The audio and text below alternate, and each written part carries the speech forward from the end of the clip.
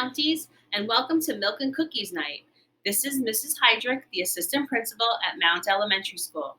Tonight I'm going to read you the story called The Most Magnificent Thing. I hope you enjoy it and enjoy your milk and cookies.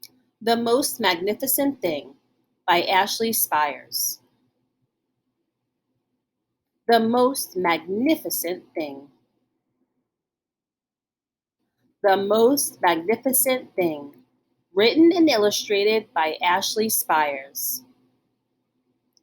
This is a regular girl and her best friend in the whole wide world.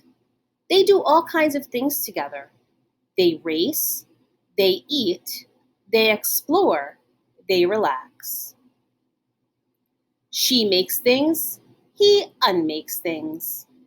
One day, the girl has a wonderful idea. She is going to make the most magnificent thing. She knows just how it will look. She knows just how it will work. All she has to do is make it, and she makes things all the time. Easy peasy. First, she hires an assistant. Next, they gather their supplies. They set up somewhere out of the way and get to work.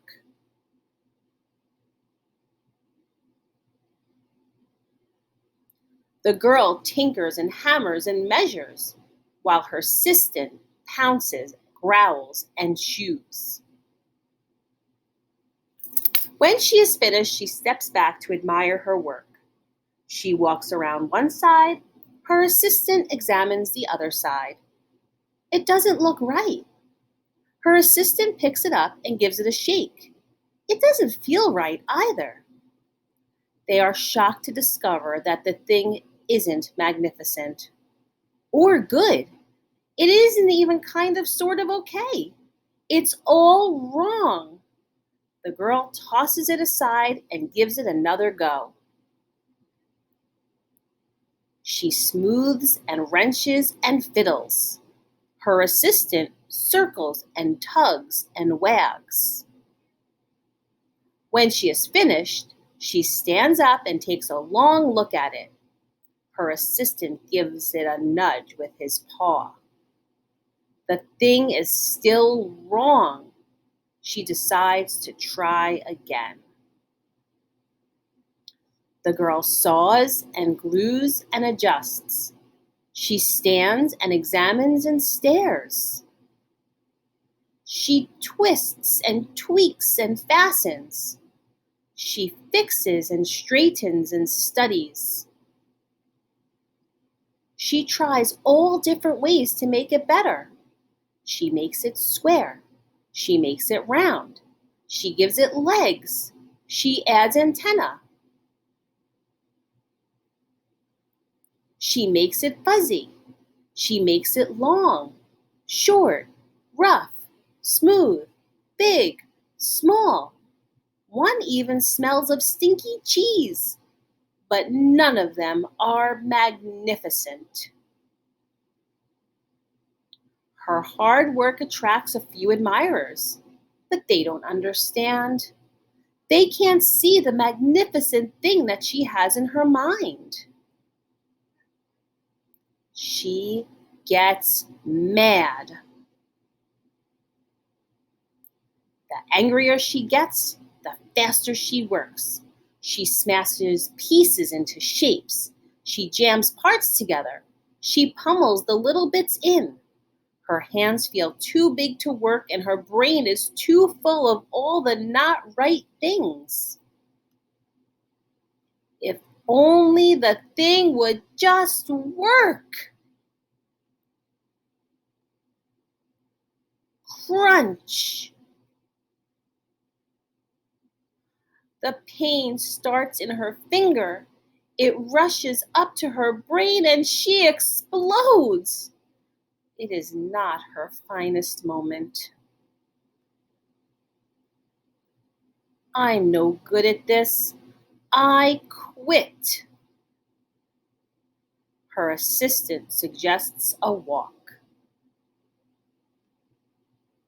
It's not much help. at first. But before long, she starts to feel different. Bit by bit, the mad gets pushed out of her head. As they stroll along, she comes across the first wrong thing she made. The bad feelings are about to start all over again. Then she notices something surprising. There are some parts of the wrong things that are really quite right. The bolts on one, the shape of another, the wheel to seat ratio of the next. There are all sorts of parts that she likes. By the time she reaches the end of the trail, she finally knows how to make the thing magnificent. She gets to work. She works carefully and slowly, tinkering, hammering, twisting, fiddling, gluing, painting. Her assistant makes sure there are no distractions. This is the perfect thing to ward off bears. This will stop the leak. This one's all wet. The afternoon fades into evening. Finally, she finishes. She alerts her assistant. The pair take a good long look. It leans a little to the left, and it's a bit heavier than expected. The color could use a bit of work too, but it's just what she wanted. They climb aboard and take it for a spin.